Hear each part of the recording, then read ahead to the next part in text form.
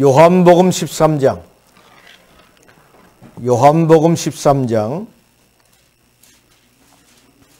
36절로 38절 보겠습니다.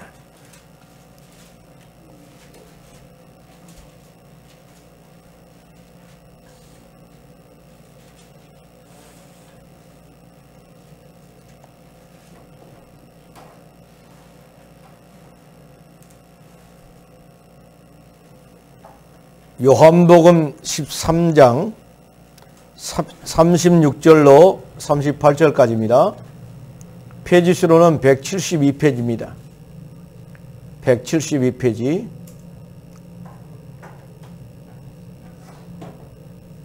자, 제가 읽겠습니다. 시몬 베드로가 이르되 주여 어디로 가시나이까? 예수께서 대답하시되 내가 가는 곳에 네가 지금은 따라올 수 없으나 후에는 따라오리라. 베드로가 이르되 주여 내가 지금은 어찌하여 따라갈 수 없나이까? 주를 위하여 내 목숨을 버리겠나이다. 예수께서 대답하시되 네가 나를 위하여 네 목숨을 버리겠느냐? 내가 진실로 진실로 네게 이르노니 닭 울기 전에 네가 3번 나를 부인하리라. 아멘. 자, 옆에 있는 사람 인사합시다. 사랑합니다. 성령으로 충만하십시다. 예수는 그리스도.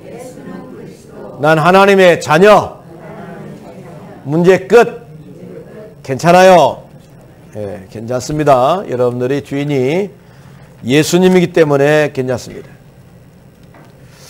오늘 요한복음 13장 36절부터 38절에 있는 말씀을 가지고 코바디스 도미네 우리나라 말로 말한다면 주여 어디로 가시나이까? 이런 제목을 가지고 은혜를 받고자 합니다. 요한복음 13장 36절에 보니까 시몬 베드로가 예수님께 질문을 합니다. 잡히시는 밤에 그러니까 시몬 베드로가 주여 어디로 가시나이까? 라고 하면서 질문을 하지요. 코바디스 도미네 그러면서 질문합니다. 그러니까는 예수님이 뭐라고 말씀하시냐면은 너희는 나 있는 곳에 올 수 없다. 나 있는 곳에 올 수 없다. 내가 가는 곳에 네가 지금은 따라올 수 없다. 그런데 나중에는 따라오게 될 것이다. 그러면서 말하기를 베드로가 무슨 말씀을 합니까? 내가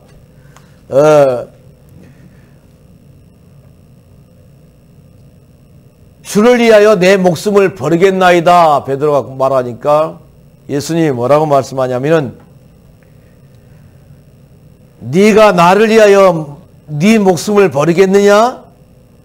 내가 진실로 진실로 네게 이르노니 닭 울기 전에 네가 나를 3번 부인하리라. 그렇게 말하죠. 그런데 먼 훗날 노마에서 죽음의 위협을 느끼고 혼자서 노마를 빠져나간 베드로가 노마 성문에 벗어날 즈음에 거꾸로 노마를 들어가시는 주님을 보게 됩니다. 그래서 베드로가 거기서도 다시 코바디스 도미네 그렇게 예수님한테 물어보게 되지요. 주여 어디로 가시나이까? 그렇게 물어보니까 나는 십자가에 못 박히러 노마에 들어간다. 대답했습니다. 그제서야 베드로가 정신을 차리고 기쁨으로 노마에 들어가서 거꾸로 매달아서 순교를 당하게 됩니다. 이 이야기를 바탕으로 해가지고 폴란드 작가 헬리크 생키에비치가 장편 소설을 만들었어요. 그 소설이 이름이 뭐냐? 코바디스입니다. 코바디스라는 그 장편 소설을 만들었는데 이 작품은 1905년도에 노벨 문학상을 받았어요. 너무 내용이 좋아가지고 노벨 문학상을 받았습니다. 그리고 1912년도에 영화로 만들었어요. 근데 또 보강해갖고 1951년도에 또 영화를 만들었어요. 또 보강해가지고 2001년도에 또 영화를 만들었습니다. 저는 지금도 로버트 테일러와 데보라 카가 주연한 1951년도의 영화 코바디스를 잊을 수가 없습니다. 그래서 지금도 이 영화는 크리스마스가 되어지면은 배너, 제일로 1순위가 배너지요. 그 다음에 10개고, 그 다음에가 코바디스를 방영을 하게 됩니다. 우리나라에서. 로마의 네로 황제 시절 때에 정복 전쟁을 마치고 돌아온 비니키우스가 기독교인 니지아라는 여자를, 너무너무 아름다운 그 여자를 봅니다. 만나가지고 사랑을 하게 되지요. 근데 비니키우스는 예수를 믿지를 않아요. 그런데 니지아는 절실한 크리스찬입니다. 그래가지고는 절실한 크리스찬 애인을 만나가지고 사랑을 하다 보니까 자기도 절실한 크리스찬으로 변화되는 내용이 코바디스 내용입니다. 근데 영화 속의 명장면이 뭐냐면은 로마 네로 황제가 너무 박해를 합니다. 사람을 갖다가 칼로 죽이고 목을 잘라 죽이고 또 사자굴 속에다 집어넣어가지고 사람을 죽이고, 그런데 베드로는 도저히 거기서 복음 전할 수 있을 수 있는 상황이 아니다 보니까 아이고 나도 저 사람들처럼 순교 못 얻었다 싶어가지고 로마성을 혼자서 빠져나가고 있어요. 그런데 빛의 형상으로 나타나는 예수님 앞에 베드로가 묻게 되지요. 코바디스 도미네,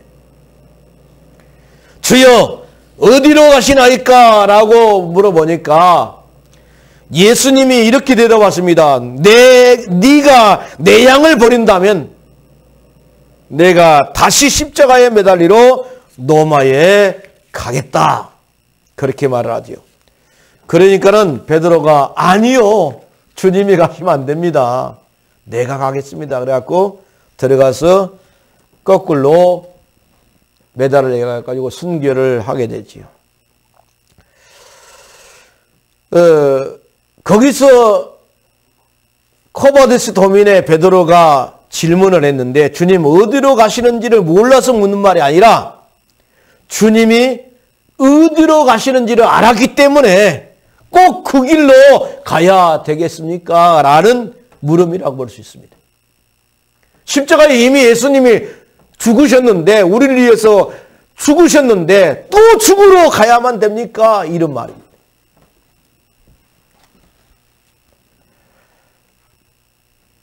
베드로는 예수님께서 인자가 많은 고난을 받고 장로들과 대제사장들과 서기관들에게 버림받아서 죽임을 당하고 사흘 만에 살아나야 될 것을 처음 가르쳤을 때에 예수님을 붙들고 난립니다. 이런 베드로를 향해서 예수님께서 뭐라고 말했냐? 사단아, 내 뒤로 물러가라. 네가 하나님의 일을 생각하지 아니하고 도리어 사람의 일을 생각하는도다 라고 하면서 마태복음 8장 31절로 33절에 예수님이 베드로를 아주 꾸짖으시게 되지요. 베드로가 주는 그리스도시요 살아계신 하나님의 아들입니다 할 때는 너무너무 칭찬했던 예수님이 내가 십자가에 죽게 될 것이다. 그리고 3일 만에 부활하게 될 것이다. 그 말을 하니까 아니 예수님 죽으시면 안 됩니다 라고 하면서 막 베드로가 말하니까 사단아 물러가라. 네가 하나님의 일을 생각하지 아니하고 도리어 사람의 일을 생각하는도다 라고 하면서 꾸짖으신 적이 있습니다. 그래서 예수님께서 잡히시던 밤에 결국 또 물어봅니다. 주여 죽을 줄 알면서 왜 그 길로 가십니까? 코바데스 토민에 또 물어보죠. 그런데 예수님이 십자가에 못 박히고 죽으셔야만이 우리가 구원받을 수 있기 때문에 그 길을 갈 수밖에 없습니다.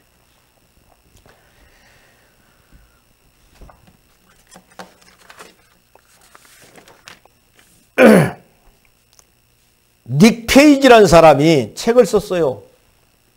뭔 책을 썼냐면은 가장 길었던 한 주, The Longest Week 그런 책을 썼는데 2000년 전에 그때 그곳에 무슨 일이 있었는지 요일별로 시간대별로 성경을 인용해 가지고 책을 썼는데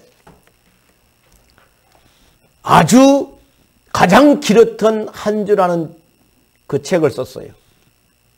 첫 번째로 서기 33년 3월 29일 일요일입니다. 오늘이죠, 오늘. 오늘 우리가 정료진료 지키는 바로 오늘 그날. 그러니까 우리는 2024년 3월 오늘 24일입니까?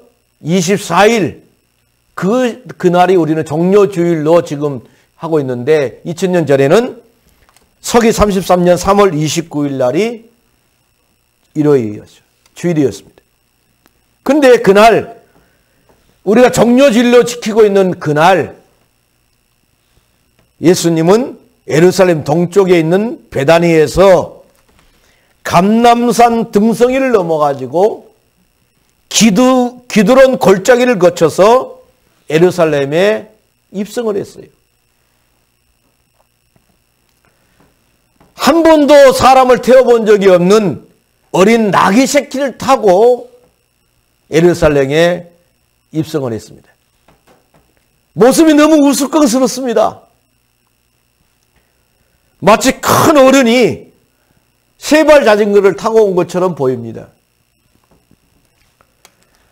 주님은 구약성서 스가랴서의 예언이 성취되는 것을 보여주기 위해서 일부러 그런 모습으로 예루살렘에 입성을 했습니다.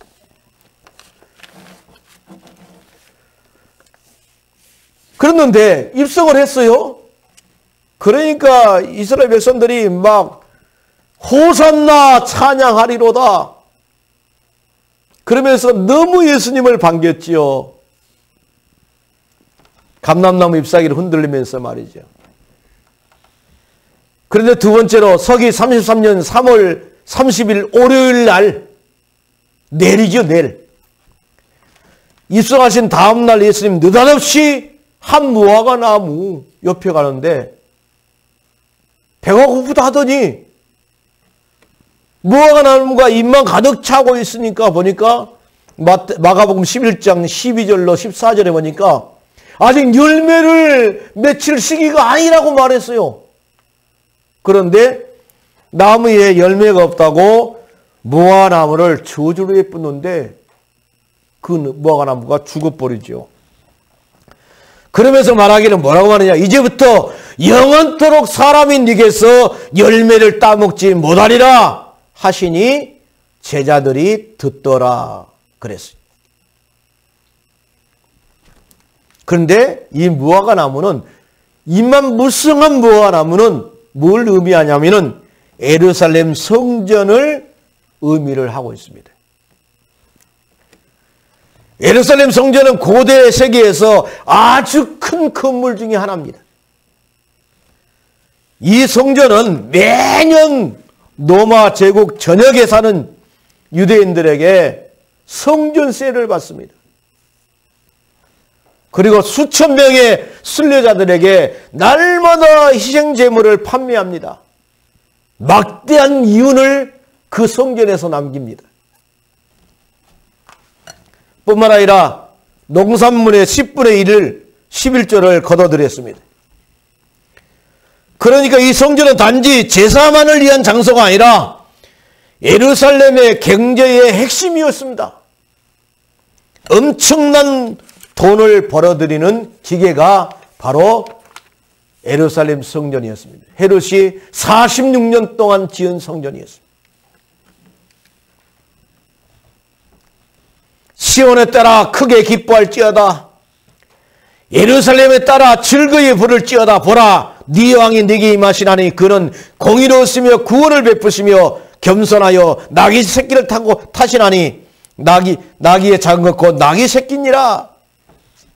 그러면서 예수님이 입성을 하고 난 다음 날 무화과 나무를 치우기로 하고 또 성전에 들어가게 되지요. 이 빌라도, 총독 빌라도는 언제나 서쪽에서 군사들을 이끌고 예루살렘에 입성합니다. 그래서 주님은 예루살렘 동쪽에서 나귀새끼를 타고 입성을 하게 되죠.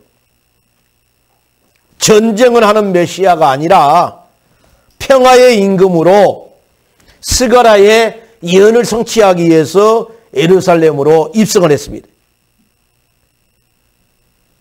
백성들은 종려나무 가지를 들고 호산나 찬송하리로다 주의 이름으로 오시는 왕이여 그러면서 막 환호하고 난리 났습니다. 그런데 이것을 누가 봤냐? 빌라도 총독이 딱 보면서 뭐라고 말을 했냐? 요한복음 12장 19절에 보니까 볼지어다. 너희 하는 일이 다 쓸데없다. 보라, 온 세상이 그를 따르는도다. 그렇게 이야기했어요. 그러니까는 두려움을 갖게 되지요. 두려움을 갖게 된 겁니다. 빌라도 총독이. 그랬는데 예수님이 예루살렘 들어가가지고 무화과나무를 저주하고 그 다음날 저주하고 성전에 들어가가지고 성전을 통해서 호의호식하는 권세를 누리는 대제사장들 보고 너무너무 기가 막힌 겁니다. 대제사장들이 의복 한 벌이 얼마냐? 1만 데나리온을 주고 옷을 입고 있습니다. 1데나리온은 하루 품삯입니다. 하루 종일 일해야만이 1데나리온을 주는데 제사장들은 1만 데나리온짜리 옷을 입고 있습니다.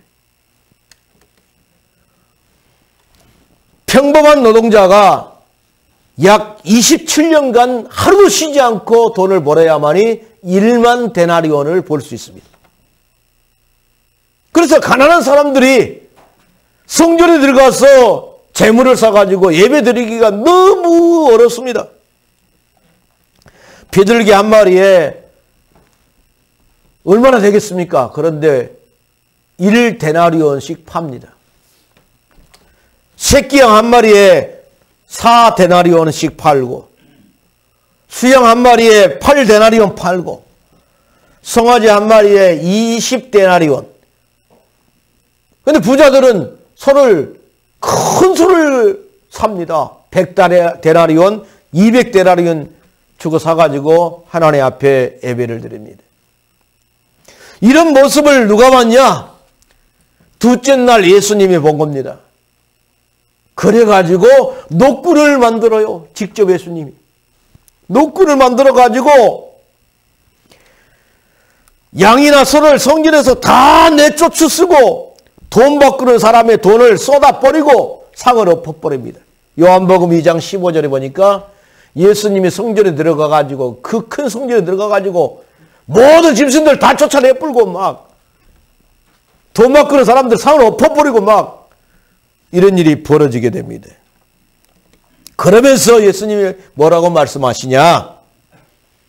그들에게 이르시되 기록된 바 내 집은 기도하는 집이 되리라 하였거늘 너희는 강도의 소굴을 만들었도다 라고 하면서 책망을 하게 되지요.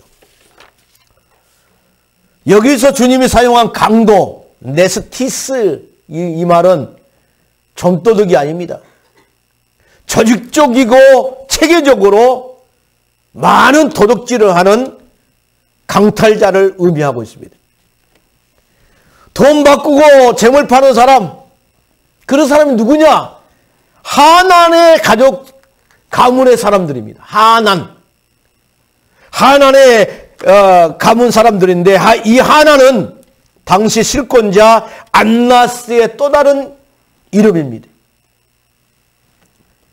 예수님이 오신 후에 서기 6년부터 15년까지 10년 동안 로마의 대제사장으로 임명된 안나스는 자신의 왕조를 세웠습니다.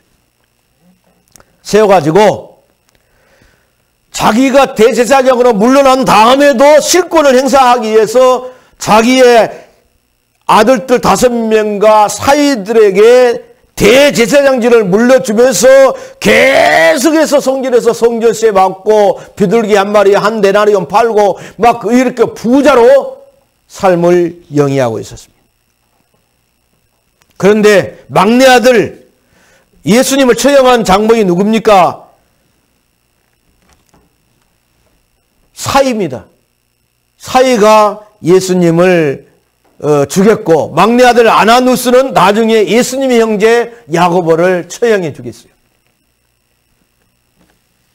근데 이 대제사장직을 누가 감당했냐면은 부활이 없다라고 생각하는 사두개인들이 이 일을 맡았습니다. 그런데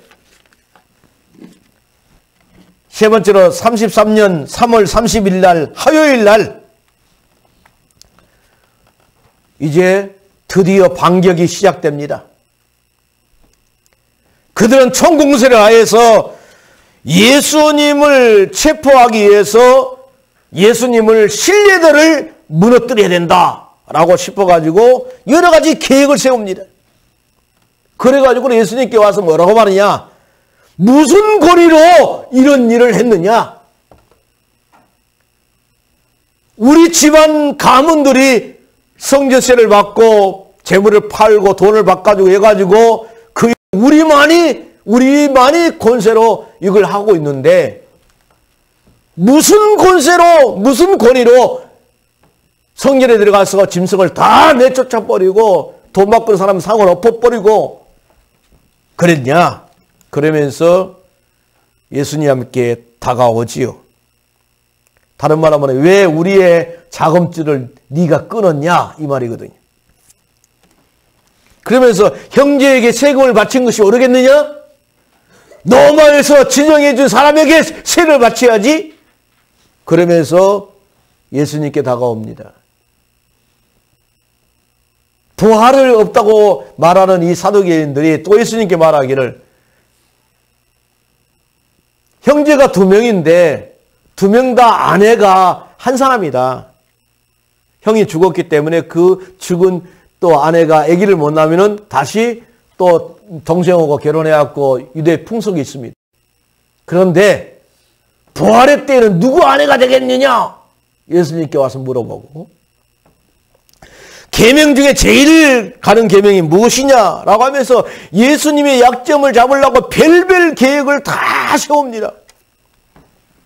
그러면서 화요일 날은 조용하게 넘어갑니다. 네 번째로 서기 33년 4월 1일 날 수요일이 됐습니다. 급기야 대제사장들과 서기관들이 예수를 흉계로 잡아 죽일 방도를 구하기 시작합니다. 마가복음 14장 1절에 보니까 그렇습니다. 그런데 예수님의 제자 중에 한결같이 믿음이 다 좋은데 믿음이 없는 사람이 한 명 있네. 불신학을 하는 사람이 있습니다. 불신앙이 가득한 유다를 갖다가 꼬셔가지고 은 30냥을 주면서 예수님을 팔아라. 그렇게 말을 하게 되지요. 그랬는데 희한하지요. 사단이가 유다 마음속에 예수님을 팔 생각을 딱 집어넣어 주니까 막바로 행동으로 옮겨가지고 예수님을 팔아버리게 되죠. 그런데 그날 저녁에 예수님은 나병 환자 시몬의 집에 저녁 식사하러 갑니다. 그런데 도저히 종교 지도자들은 이해를 할 수가 없어요. 왜 그러냐? 나병 환자들은 격리되어서 사는 사람들인데 한센병, 문둥병인데 왜 문둥병 걸린 집에 가서 예수님이 식사를 하냐 이 말이요. 엄격하게 금지된 그런 것입니다. 제자들이 그렇게 생각합니다. 왜 주님은 지금 주님 어디로 가고 계십니까? 코모디스 도민에 거기서도 제자들은 그렇게 말합니다. 왜 자꾸 엉뚱한 곳으로 가십니까? 끊임없이 그들의 반문 속에 그렇게 생각을 하고 있습니다. 그런데 예수님이 식탁에 계실 때 한 여인이 다가옵니다. 결혼하기 위해서 향유를 옥합에 저장한 한 여인이 다가와가지고 값비싼 향유를 옥합을 깨뜨려서 예수님의 발에 부어버립니다. 방 안에 있는 많은 사람들이 막 향기가 가득합니다. 그런데 많은 사람들과 제자들이 뭐라고 말하니? 그걸 팔면은 200데나리온 정도 되겠는데 그 향유를 팔아서 가난한 사람에게 먹을 것을 주는 것이 낫지 않겠느냐? 라고 그렇게 말을 합니다. 그런데 예수님은 그 여인을 변호합니다. 요한복음 12장 8절에 보니까 가난한 자들은 항상 너희와 함께 있거니와 나는 항상 있지 아니하리라. 그런데 그 여인이 울면서 머리를 풀어가지고 향유를 붓더니 머리로 다 예수님의 발을 닦습니다. 그러면서 예수님의 발에 입을 맞춥니다. 마태복음 26장 12절에 보니까 이 여자가 내 몸에 이 향유를 부은 것은 내 장례를 위하여 함이니라. 그렇게 성경은 말하고 있습니다.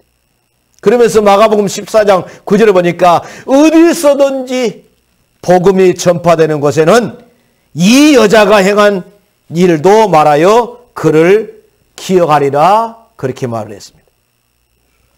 다섯 번째입니다. 이제 목요일이 됐어요. 서기 33년 4월 2일 목요일 날 주님은 유월절 식사를 준비하고 최후의 만찬 자리에서 제자들의 발을 씻겨줍니다. 다른 사람들은 예수님이 서있다 물 떠갖고 발 씻겨주니까 잘 씻고 있어요. 그런데 베드로는 어쩔 줄 모릅니다. 주여, 주께서 내 발을 씻으시나이까? 절대로 발 못 씻습니다. 발은 노예가 주인을 씻어주는 것인데 어떻게 예수님이 내 발을 씻어주십니까? 그러니까는 예수님 뭐라고 대답하냐면 내가 너를 씻어주지 아니하면 너는 나와 상관이 없느니라. 그렇게 예수님이 대답을 하게 되지요. 그래 베드로가 요한복음 14장 9절에 보니까 주여 내 발뿐 아니라 온몸을 씻어주십시오. 그렇게 또 대답을 합니다. 그러니까 예수님이 10절에 뭐라고 말해? 이미 목욕한 자는 발밖에 씻을 필요가 없느니라. 그러면서 베드로의 발을 씻어줍니다. 목요일 날 예수님이 최후 만찬을 마치고 난 다음에 발을 씻어줍니다. 최후의 만찬을 언제 하냐? 유대의 관심에 보니까 목요일 날 12시, 저녁 12시에 최후의 만찬을 합니다. 그래서 만찬을 다 끝나고 나면은 금요일 날 한 2시, 새벽 2시 정도 끝난다라고 말을 합니다. 여섯 번째로 서기 33년 4월 3일 금요일 날 주님은 또 제자들은 코바데스 도미네 어디로 가고 계십니까? 또 물어봅니다. 꼭 그 길로 가셔야 되겠습니까? 주님은 말씀하십니다. 내가 진실로 너희에게 이르노니 하늘의 밀이 땅에 떨어져 죽지 아니하면 하늘 그대로 있을 것이요 죽으면 많은 열매를 맺느니라 라고 말합니다. 예수님이 십자가에 죽으심으로 말미암아서 우리 죄 문제가 끝나버린 겁니다. 예수님이 십자가에 죽으시고 부활함으로 말미암아서 우리가 하나님 만나고 죄 용서 받고 마귀에게서 해방받은 사람이 되어졌습니다. 3월 24일 오늘 예루살렘에 입성하시어서 이번 주 금요일 날 모든 사람에게 구원의 길을 열기 위해서 우리 대신해서 십자가에 예수님이 죽으셨습니다. 그리고 금요일 날 죽으시고 금, 토, 일, 일요일 날 새벽에 다음 주 일요일 날 새벽에 예수님이 부활하십니다. 그래서 부활절로 다음 주는 예배를 드리게 됩니다. 이번 한 주간 예수님이 걸어가신 십자가의 길을 함께 걸어갈 수 있기를 바랍니다. 한번 생각해 보시길 바랍니다. 코바디스 도미네 주여 어디로 가시나이까? 주님 오늘 또 이렇게 말씀하실 겁니다. 네가 십자가의 길을 가지 않으니까 네가 십자가의 길을 가지 않으니까 내가 다시 십자가에 매달리러 골고다의 언덕으로 가고 있다. 그럴 수도 있습니다.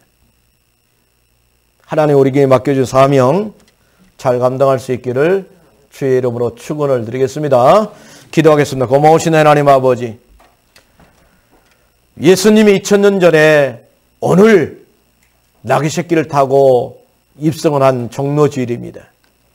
이번 한 주간 예수님께서 십자가의 길을 걸어간 사건을 생각하면서 코바데스 도미네